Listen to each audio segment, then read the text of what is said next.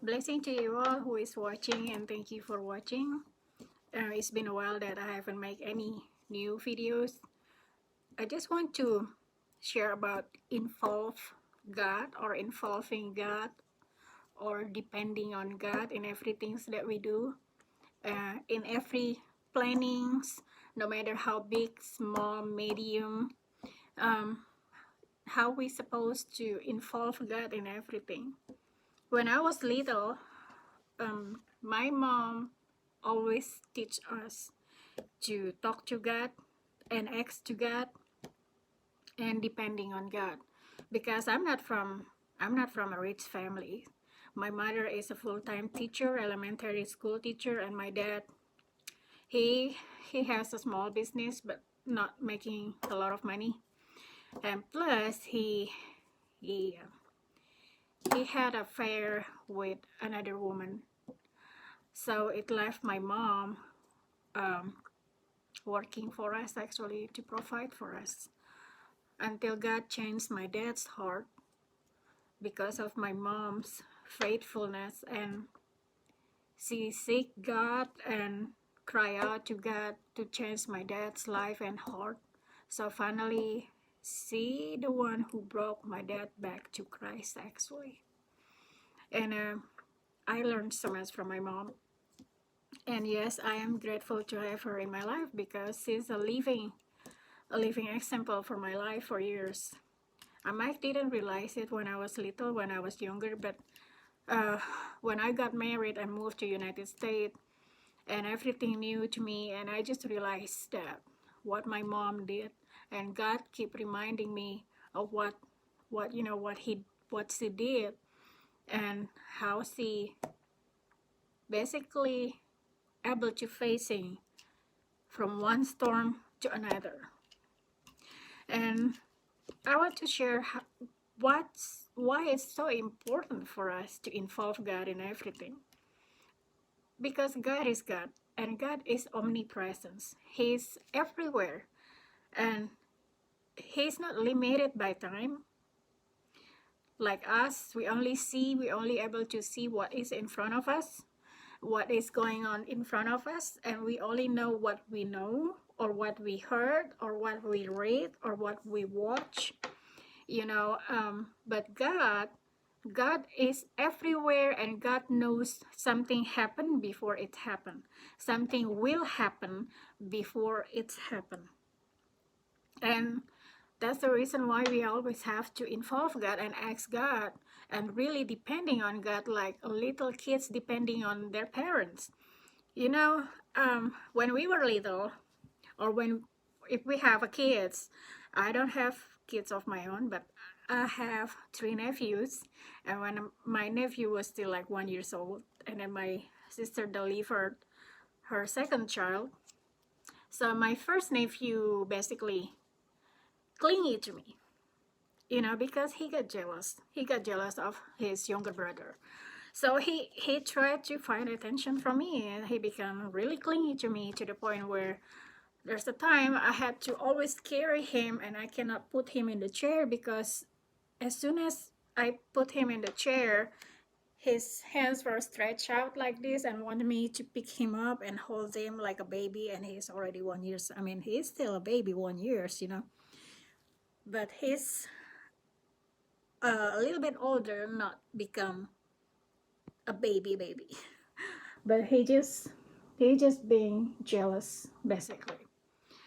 And and that's the reason God also said in His Word that uh, no one can enter the kingdom of God unless they have a heart like the children, because the children have pure heart, and they depending on their parents, or the caretaker, for all their needs, because basically they don't really know how to do stuff, and they need somebody to teach them, to show them, to watch them, to protect them, to provide for them. And that's how God's want us with Him. Like, we come to Him, we might be old enough to think or make plans, but for example, when I was little, my mom, we're planning to do something, or I asked my mom if I can go here and there, or um, I told her that we need something, and then she gonna say, "Have you asked God about it? Have you asked God to bless me so we can buy whatever that you need? And have you read your devotion? Have you talked to God today?" You know, she kept reminding me every single day to the point where like, why my mom always keep talking about God, God, God, God. And and then there's a time when we need we need a home phone, like the land phone. There was no phone back then when I was little. There's not a single cell phone. They had a satellite phone, but not a cell phone like we have right now. And and then we needed computer back then because there's a computer class, and then I had a lot of homework, and every time I got a homework, because we didn't have any computer, I had to go to my friends to borrow their computer or use their computers. So one day my mom asked me and my sister and said, which one you choose, to have a home phone, a land phone, or a computer? And then we both said both. And my mom said, well, I don't have the money to buy both because it takes money, and it takes a lot of money, and we don't have enough. So if you really want both, you need to go to your room and pray and ask God if God will bless us, if it's okay for us to have both. But as right now, we can only choose one. So finally, well, I believe my sister also pray. I didn't see her pray, but um, I did pray and ask God that I needed both phone and also a computer. The reason why we need a phone, because every time we need to call somebody, we had to go to the neighbor's house, which is a few, a few, um, a few houses away. Not every neighbors have phone, so there's only a few neighbors who actually have a phone, uh, a home phone or a land phone, and we always go to the same house or the same neighbors who usually allow us to borrow their phone or using their phone. So that's the reason why. And sometimes they're not home, and then we cannot call anybody, and that's, yeah. Or we can use the coins one, and then we have to go to this place where they have a coin phone so we can use the phone as long as we have enough coins. Like, it's very rare for that kind of phone right now. So long story short, one day my mom called me and my sister, and she said, sit down, and did you pray to God to bless us, and if it's okay for him for us to have both a phone and also a computer? And we both said yes. We both prayed. And then my mom said, I guess what? God hear your prayers, because God now blessing her. Somebody gave her enough blessing, so it could cover the computer cost and also a home, install the lens home. If my English wrong, I apologize because I'm not from here, and sometimes I'm struggle with finding the words, and I just hope that you guys, whoever watching this, could understand me. So long story short, we got both the phone and also the computers. So, and when my mom's sick, yes, my mom sick, she got cancer. She survived from breast cancer. Both of her breasts got cancer, um, and the doctor almost removed one of her breasts because one of the cancer in one of her breasts growing fast, and the doctor told to her that, you know, uh, they will see how dangerous it's this because it grow faster than they expected, And the doctor said, if the surgery lasts more than 2 hours, it means we have to remove one of your breasts. But if it lasts than 2 hours, it means we don't need to remove your breast. And on the day of the surgery, well, of course, we both praying, everyone praying. Um, and I know my mom will tear up, and she told us, like, well, if someday I went home with only with one breast left, this is what happened. But I pray God for His mercy that it won't happen, that they just remove the cancer without have removed all her breast. So I also cry out to God, and I said, God, I don't want my mom go through what she already been through, because she been through a lot, especially with my dad. And I pray to God, and the day on the surgery, guess what? The doctor came out to the waiting room and talked to the families, talked to my dad, and showed him, this is the cancer that we took out from your wife's breast, and we didn't need to remove her breast at all. And that's praising God, praise God, because the night before the surgery, the doctor did check for the final checkup, before the surgery in the morning. They still convinced that they need to remove one of her breasts because the growing, it's grow a few inches more, just only within a few weeks. So, and the doctor said it's still growing and it's worried them, and they didn't want it growing and overtake all of her breasts, to the point where it gonna be too late for them to save my mom. So one day before the surgery, the doctor still convinced that they need to remove one of my mom's breasts. But on the day of the surgery, God answered the opposite than what the doctor say. So that is praising God. And this is one. And then another thing, she survived from womb cancer. So a few years after the breast cancer, she found out that something growing in her womb, and it's shaped, and it's like a grape. The fruit grapes, it's like this small, sometimes it's long and brown, small, but plenty like grapes. So it growing covered the whole womb, and at first she thought that she was pregnant, but then when she went to the doctor said, no, you're not pregnant. It's a cancer. It's growing so fast, and by the time the doctor asked, when did the first time you feel something different? And she said, she gave the time frame, and the doctor said, wow, that's growing so fast. And especially a few years ago, she had cancer in both breasts, but the doctor finally only took the cancer without removing the whole breast. So the doctor said that we need to do surgery. We need to remove all the womb and clean up everything that's growing and cover the womb. So, and then this is one thing, we didn't have any health insurance or whatever, okay, and my parents didn't make a lot of money, and for that surgery it cost a lot of money.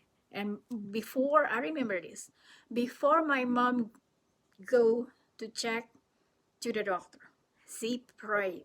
We prayed together, me, my sister, and my mom, and sometimes my dad. We prayed for God to show her which doctor that she needs to go, the doctor that can really help her. And she said, God, you know that we don't have the money or enough money to cover this bill. How I'm going to do this?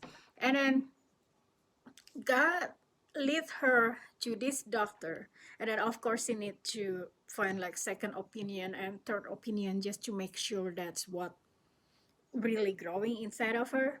And but the doctor give her like something inside of her, knowing that you need to go to this doctor, like just peace.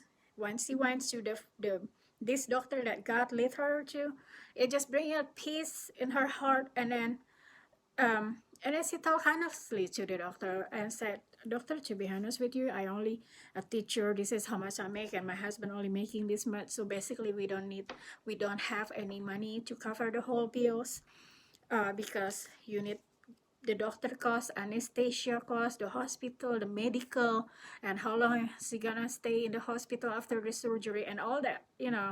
The cost. We don't have enough money. We didn't have enough money." And she being honest to the doctor about it. And because she is a teacher, and a lot of her students and ex-student, the student that she used to teach, collect some funds to help us with paying the bill. And even though we got help from from her student, ex-student, from her co-worker, and from some people at the church, but it's still not enough money to cover everything. And then we keep praying to God, and my mom said this to me. The doctor also said, because this is the second time that something growing inside of her, and this time growing so fast, and it's cover all her womb, and it's almost, they're afraid that it also will growing and spread out to other organs.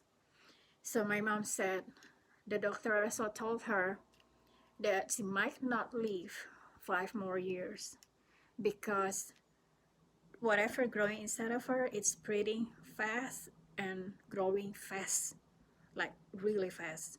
So if in case after the surgery they found something growing inside of her in different part of her body, she might not gonna make it. That's what the point. That's what the doctor said to her. And she said, if you really love mama and you still want mama to stay alive, and if you want to for mama to go to your wedding, you better pray God and ask God to keep your mom alive, to keep me alive. And I was broke down in tears. I went to my room and asked God. I said, God, I still want my mom. I still need her prayer. I still want her to go to my wedding when I'm old enough to marry. I, I still need her. I cannot imagine living without her, just only me and my sister and my dad. So I really, really broke down in tears and cried out to God. And, you know, long story short, this is what God did. One day before the surgery, I went to the doctor with my mom and my dad. We were in this doctor office, and the doctor told to my mom. My mom said to him, like, we some people help her with the funds to pay for the surgery. And then she said, but doctor, we still don't have enough money to pay everything. And the doctor said, how much money that you already have right now to pay for your surgery? And my mom said, this is how much money we got from donation, from people helping us, and this is how much money we have in the saving, which is not a lot. And we still need, and if we count the doctor cost and everything, we still don't have enough money to cover everything. And then you know what the doctor said? You don't have to worry about paying me and the anesthesia. The cost for me to do surgery for you, and the cost for the anesthesia doctor to give anesthesia, it's free. You only need to pay for the medicine, for the hospital, how long you're gonna stay in the hospital. That's it. But you don't need to pay the doctor, the anesthesia, the doctor to do the surgery and the anesthesia. And my mom were like, wow. And then after we calculated, the money is enough to cover the hospital bill, the medicine. That's amazing. That's God's working. That God is moving. That God moved the doctor's heart to bless my mom, and to he's not willing for us to pay him or even the anesthesia doctor. And that is amazing. And what the doctor said about that, she might not live more than 5 years, because they think that something will grow again inside of her. My mom was still alive until now. Yes, my mother's still alive until now. And she's the one who actually taking care of my dad. So if my mom didn't ask God which doctor she needs to go, she might not going to get the blessing that she got, which the doctor might not um, willing to bless us by, you know, we didn't need to pay him. And God really found her a good doctor that willing to help and bless others. And they're not Christian doctor. That is amazing. God chose the doctor for my mom to do surgery and move that doctor's heart to bless him. So that is God. And so many things that my mom always teach us, and my every time we go somewhere like traveling or planning to go somewhere, she always like, I'm gonna pray, God please bless our trip and protect us from any accident.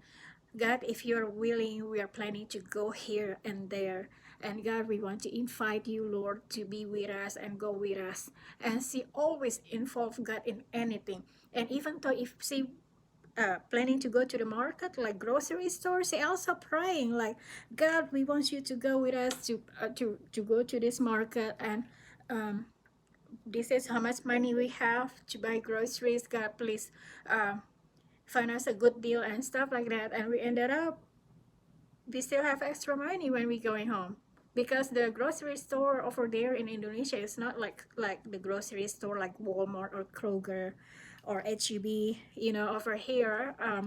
But the more like the farmer market, or if you go to the Amish community where you still can bargain, that's basically how the grocery place, the grocery store over there is like that, where you can where you still able to bargain the price.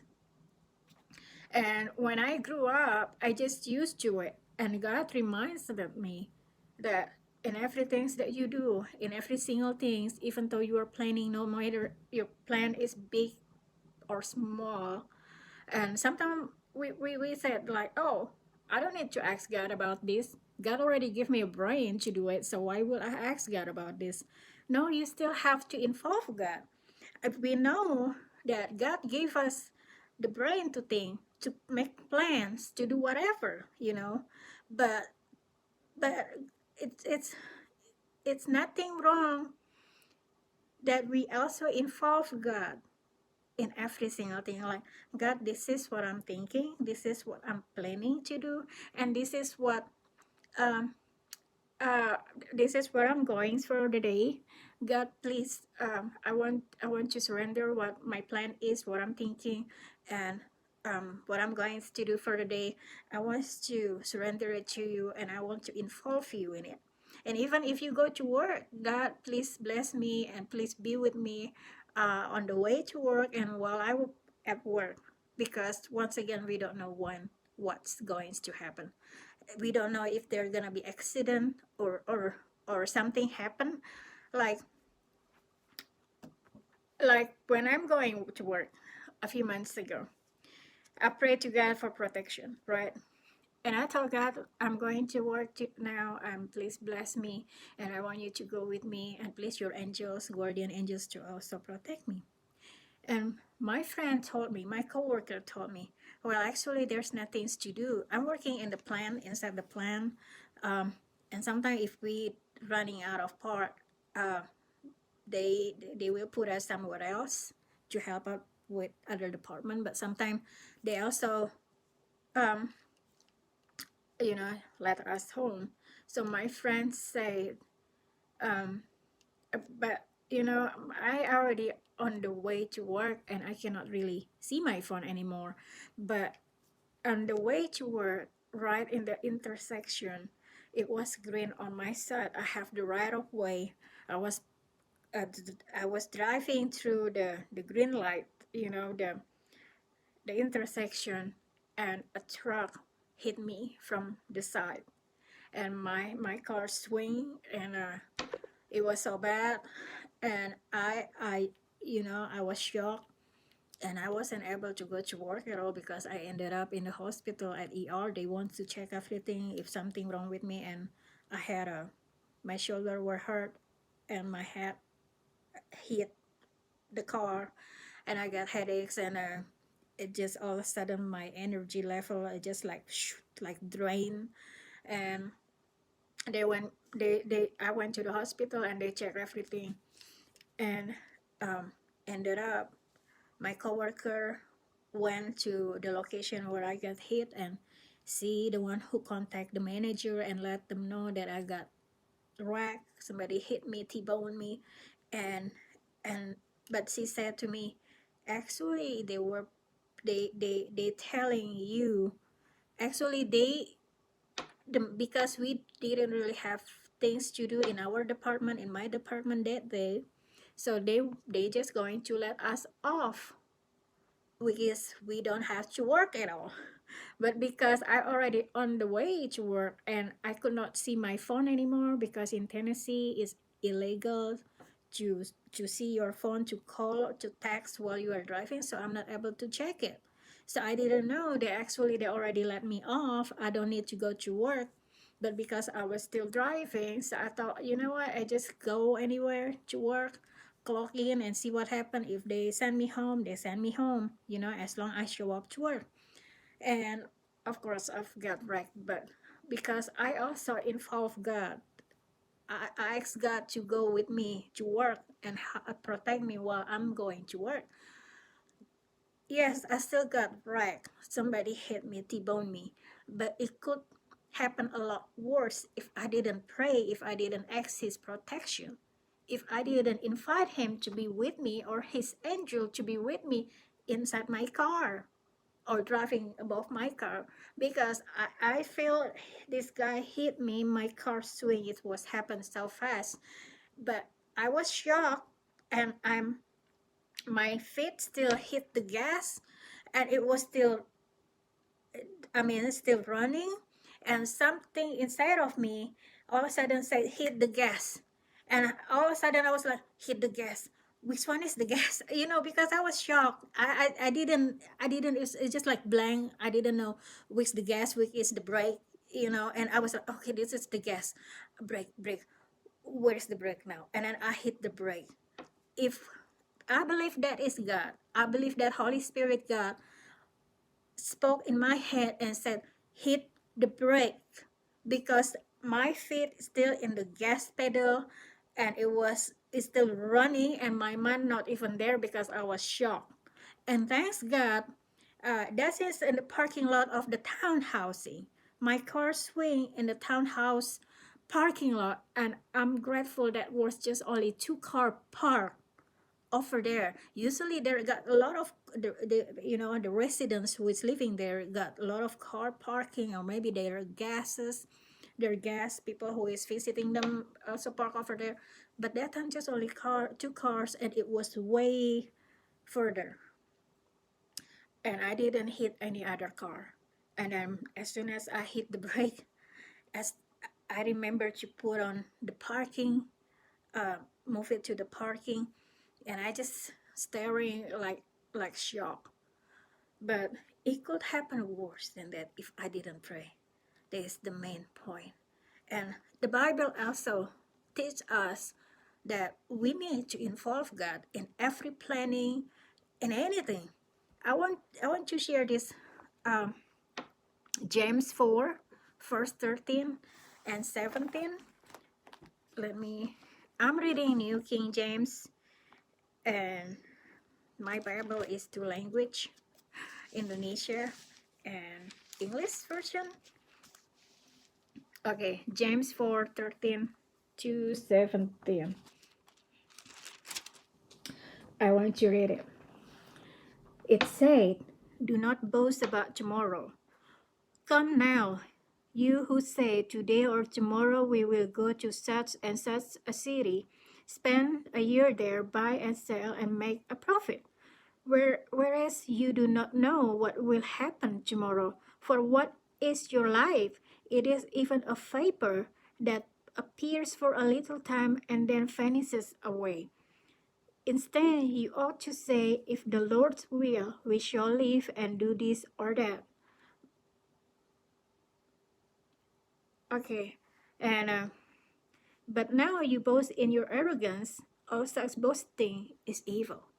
So, this verse in James 4:13 to 16, it teaches us and reminded us that we need to, every time we make plans, no matter how big, small, medium, or maybe something that we say, well, I don't think that we need to ask God about this.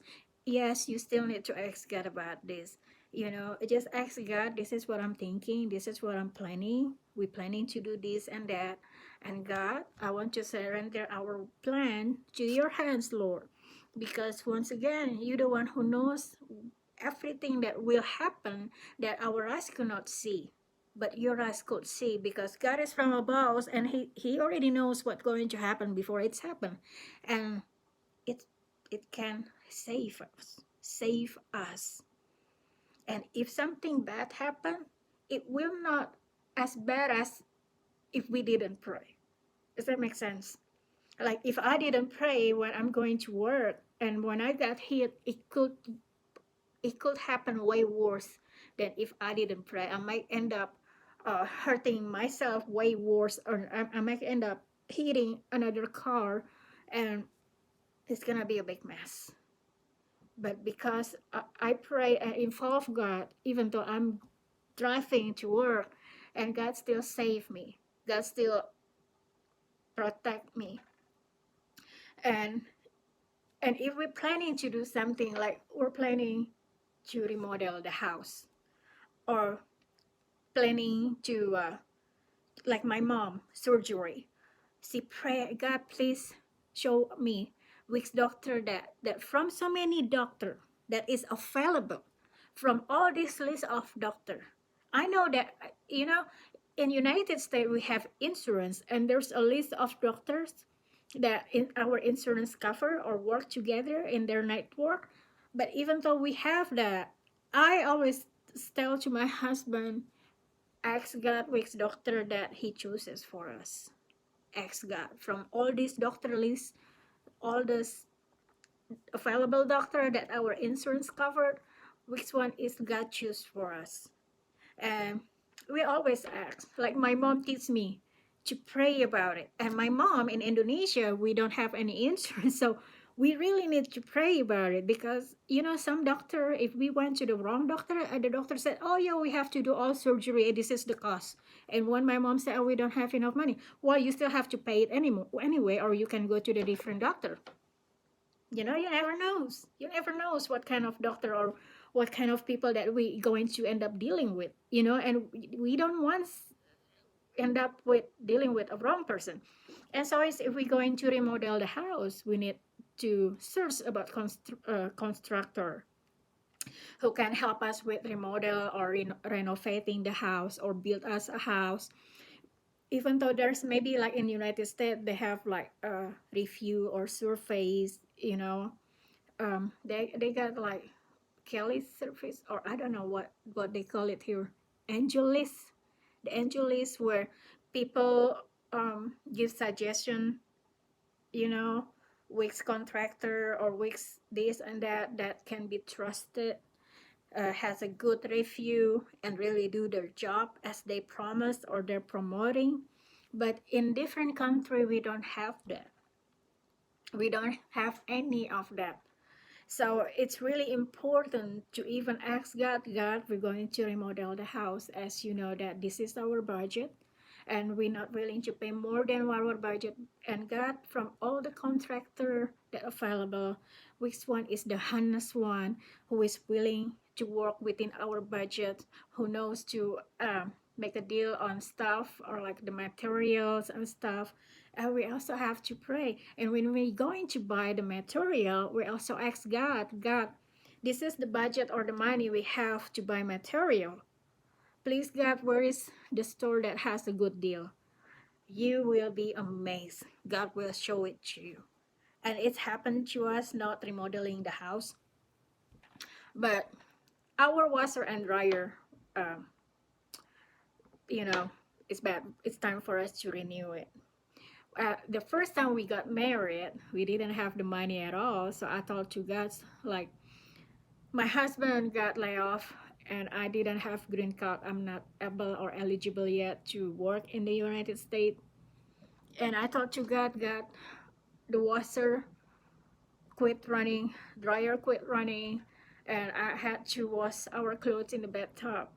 And I cried. I asked God if there's like people who is selling their washer and dryer like $50 each. Maybe we can buy it. Is it used? It's okay as long as it's still running. But God, if there is like a very rich people that have a washer and dryer and they just want to give away, they don't care about selling them as long as somebody willing to pick it up. But God, we don't know a lot of peoples, we don't know a lot of race people. But God, you know, you have connection, your eyes could see where our eyes is limited to see. And I just cried and prayed to God, and I said, thank you, God, that I still able to wash my clothes in the bathtub. Guess what? God, um, that was Saturday. I was washing our clothes in the bathtub, and we got stuck at home because of blizzard. We were living in Missouri back then, and on Monday we went to a library, and less than 5 minutes we were in the library. My husband said we need to leave, get out. And I was like, why? Well, we need to pick up our new washer. I was like, a new washer? We don't even have the money to buy it. How are we going to pick it up? Just trust me. We're going to Sear to pick it up. And I was like, are you going to steal? And my husband laughed and said, do you realize how heavy the washer is? If we're going to steal, we just need to pick it up and then the cops already show up. And you're not big enough to help me to carry the washer. I was like, well, that's true. And then he told me his grandmother already paid that washer for us, so we only need to go to Sear and pick it up, bring it home. And that's what we did. And I asked him, did you ask your grandmother to buy this for us? He said no, because last Saturday when you were washing, doing laundry in the bathtub, his grandmother called my husband and asked what you are doing, what Maria is doing. Are you guys not, watching movie or go to cinema or have a date? Because we just got married. And my husband just, told her what happened. And all the next, he didn't even ask any money or anything. And the next thing we knew, his grandma called that morning when we were in the library. She called my husband and said, I already bought you guys a new washer. You only need to pick it up from Sear. And this is just show them my phone number, the code, the payment code or whatever, and they can check it in their system that already paid. And you the one who need to come to pick it up. That's what was happened. Bless God. God is amazing. And then a few months after that, after we got our washer, oh my God, you know what? I was in tears when I was washing my laundry. I was like, God, I only asking a used one, a used washer, and instead you give me a brand new one. That's amazing. I just in tears and tears holding my new washer. Oh my Lord, it's just amazing. And a few months after the new washer, our neighbors asked my husband, "Hey, do you still need dryer?" And we said, "Yeah." Oh, by the way, we need your help because we have a SUV back then. And he said, because you have SUV, so we need help to pick up washer and dryer from my daughter's boss house. Weeks. We know her daughter working, but we didn't know her boss. And I didn't even know where his daughter working at. But his dad, because her daughter was still living with the parents, her dad told us that the boss tell to their daughter that she can have the washer and dryer, but she need to pick it up at their house. And because we have HUV. So the neighbor said, if you help us to pick up this washer and dryer, we get the washer for us, and you can have the dryer for you. So we make agreement. So long story short, they went home from pick it up washer and dryer, and I was thinking like, God, this is amazing. So I thought it's a used one, right? And I said, I don't care if it used, as long as it's still running. That's all matter. And and then I was thinking, wait a second, is the dryer is actually gas connection or electric connection? Because we only have electric connection, we don't have gas connection for the dryer. And guess what? When my husband moved the dryer, lift it up and put it, install it to our gas connection, I just realized it still has a blue label and it never been used. It a new dryer with the same brand, the same style, with the washer that we got from his grandmother a few months prior. It was brand new and it has electric connection. And I was amazed and shocked. I was like, this is brand new. And I was like, we your boss not even use this? And they said, well, my boss already bought a newer style for washer and dryer, because I guess they didn't like this style. This is more like old style. They want a new one. And I was like, oh my Lord, that was exactly what I prayed when I was washing our laundry in the bathtub. I said, God, if there are any rich people just want to get rid of their washer and dryer without care to sell it for money, they just want to get rid of. Exactly, that's what happened. Wow, that is God. So and this is I want to share Luke 14. Another verse is Luke 14. I tried not to make long videos, but it's just about me. Once I'm talking and sharing about God, I cannot stop talking because He's just amazing. It's just amazing. It's just amazing. Okay, Luke 14, 28, 28. Luke 14, 28. Okay, here they are. Oh, okay. 28, 28. Okay, Luke 14, 28 to 32. Okay, I'm going to read it. For which of you, intending to build a tower, does not sit down first and count the cost, whether he has enough to finish it? Lest after he has laid the foundation and is not able to finish, all who see it begin to mock him, saying, this man began to build and was not able to finish. Or what king, going to make war against another king, does not sit down first and consider whether he is able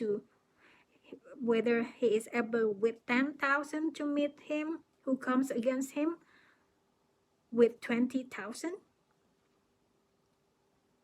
And or else, while the other is still a great way off, he sent a delegation and asks condition of peace. Basically what I got here, I see, if someone is intending to build a tower or a house or make a plan, or like a king going to have a war with another kingdom, they have to sit down and they have to collect all the wise men and make strategies, right? So what I also got from this verse is, we make plans, and it's good for us to make plans, but once again, we also have to involve God and ask God if this the best plan for us, or He has different plans for us that is way better than what our plan is. Or maybe we have people like the wise men, like if there's a king or a president of a nation, when they're going to go war, they're going to call all all the minister, all the armies, and all that kind of peoples and wise men, and see, okay, we're going to war this. How many troops we need to prepare? How about the logistic? And they have to make plans. In life, we also have to make plans.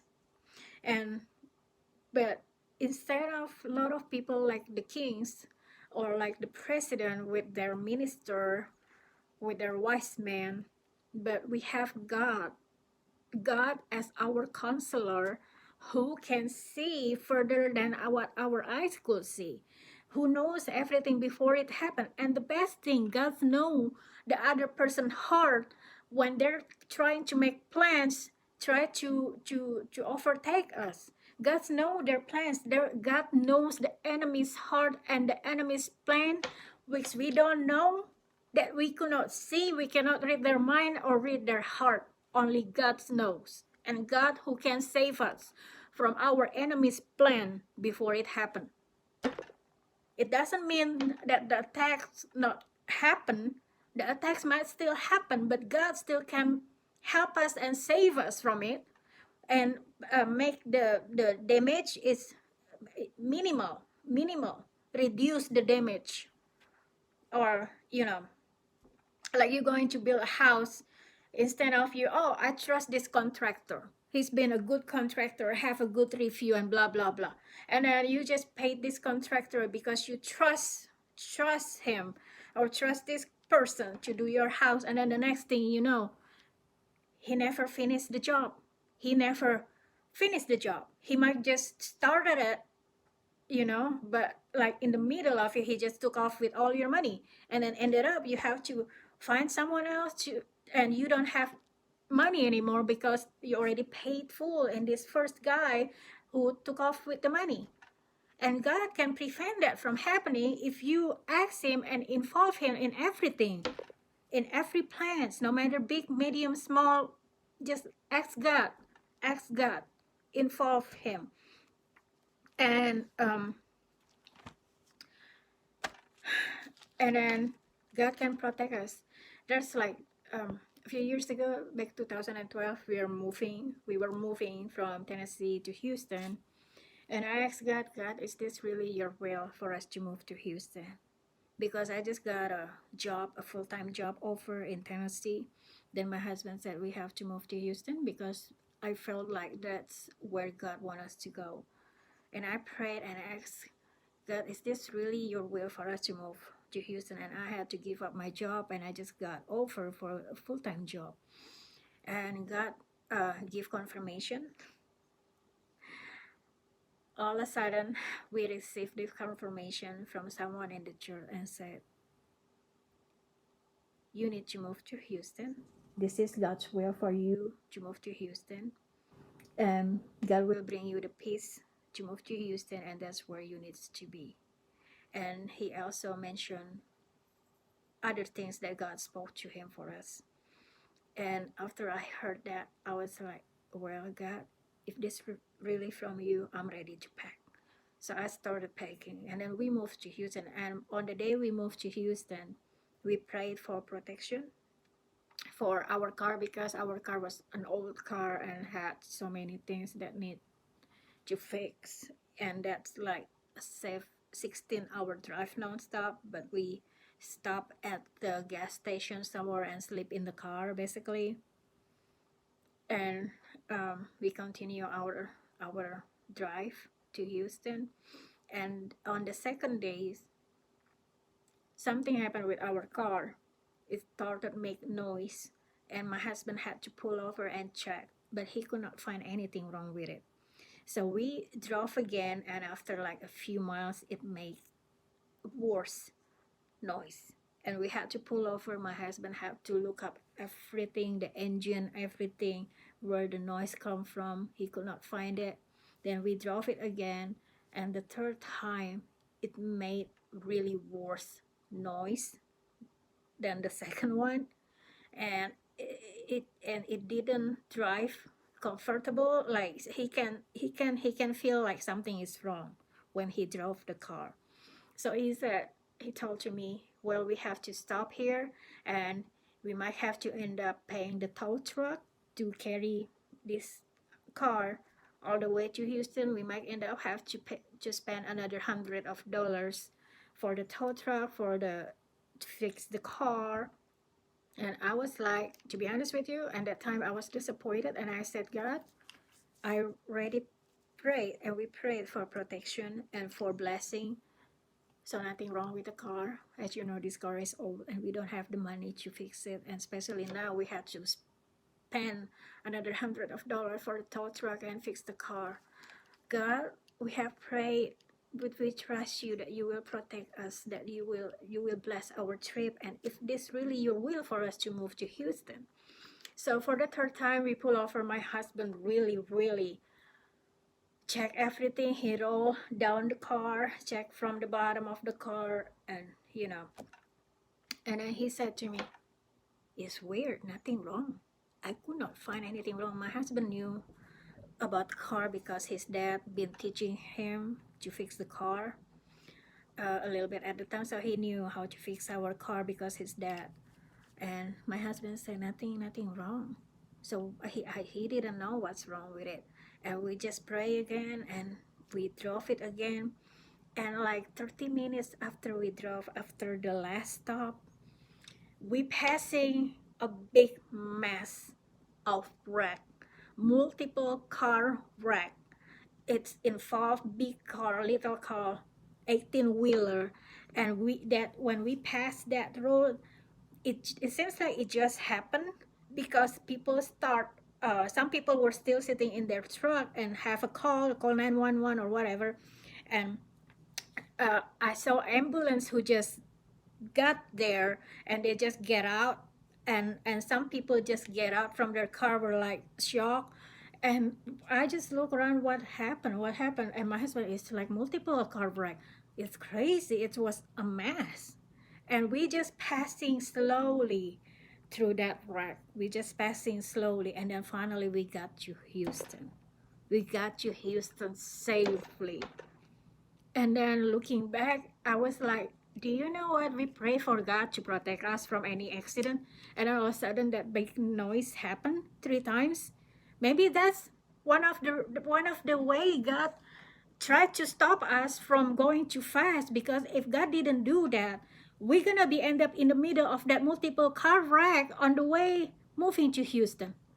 And my husband agreed, because we had to stop 3 times for him to check the car. And the last time we had to stop over, our car make worse noise, and he can feel that when he was driving it. It's different. It feel like not it's dangerous to keep driving our car. And he had to stop and really took the time to check every single thing.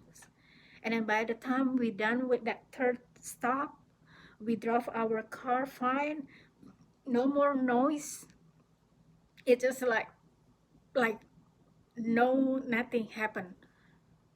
And we were just like, wow, God, you use that, you make that noise inside our car, so we didn't end up in the middle of multiple car wreck in the intersection. He protecting us with a way that we cannot even think. If he didn't make noise and we didn't stop 3 times to check our car, we already end up in the middle of that car wreck. And that's the only car we have, the only car we had. And we didn't have enough money to buy another car or to buy our stuff. Basically, God saved us from it. And that's the one of the reason, so many different reasons why we have to involve God in everything. And always ask God, because God know what's going to happen before it's happened. And the more important things, God know the enemy's heart and plans that we don't even know. And God can move people's heart to help us or to bless us. God can move in the way that we cannot comprehend with our own mind. Remember, the Bible said, no ears ever heard, no mind ever thought, no eyes ever seen the the things that He has for people who love Him. Okay, that's the moment for my videos. I hope you enjoyed. God bless you. Bye.